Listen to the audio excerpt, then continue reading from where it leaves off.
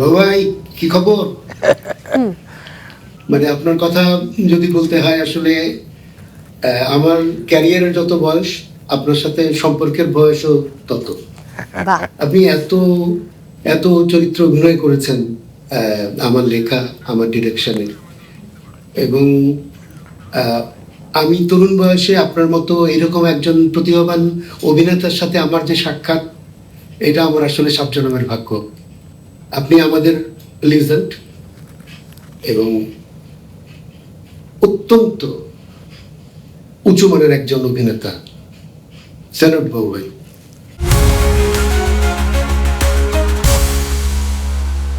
সেলিমের সাথে আমার সম্পর্কটা আসলে অন্যরকম। সেলিমের একবারে বলা যায় প্রায় প্রথম নাটক থেকেই আমি সেলিমের সঙ্গে ছিলাম। সেলিমের নাটক দিয়ে কিন্তু প্রথম আমি মেরিল প্রথম আলো পুরস্কার পুরস্কার পাই, পেয়েছিলেন। ভয় নাটকে। এবং তার আগের বছরও আমি পাপ পুণ্যতে মেরিল প্রথম আলো নমিনেটেড ছিলাম।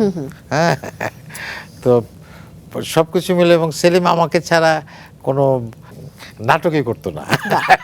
এবং সেলিম প্রত্যেকটা নাটকে কাস্টিং আগে বলতো যে এইবার ভাবছিলাম যে আপনাকে নিব না। হ্যাঁ, তো কিন্তু শেষ পর্যন্ত দেখলাম যে না, আর কাউকে পাচ্ছি না।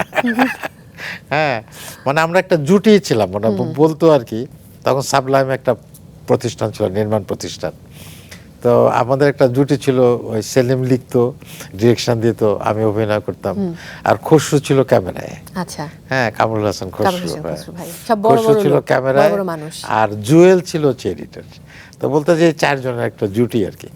যখন বিশেষ করে ইটিভি আসলো, আমারও সৌভাগ্য হয়েছিল যে সেলিমের মতো একজন রাইটার, একজন ডিরেক্টরের সাথে আমার একটা জুটি হওয়ার সুযোগ হয়েছিল। এবং আমি অনেক চ্যালেঞ্জিং কাজ করেছি। আমি বললাম না যে সংশয় নাটকে আমাকে ধবধবা সাদা পায়জামা পাঞ্জাবি একটা সফেদ মানুষের ক্যারেক্টার প্লে করতে হয়েছে। আমাকে স্বপ্ন জালে আয়নাল গাজী। আয়নাল গাজী একটা ভিলেন, হ্যাঁ, আমি যে অনেক গালি ছবিতে দিয়েছি আপনাকে। যেই ছবিতে মিশা সওদাগরের মতো একজন প্রতিষ্ঠিত ভিলেন অভিনয় করে, সেইখানে সে ভিলেন না হয়ে সে আমাকে ভিলেন করেছে।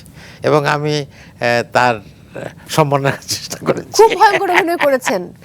এবং আমি চেষ্টা করেছি তার সে যেটা চেয়েছে সেটা দেওয়ার।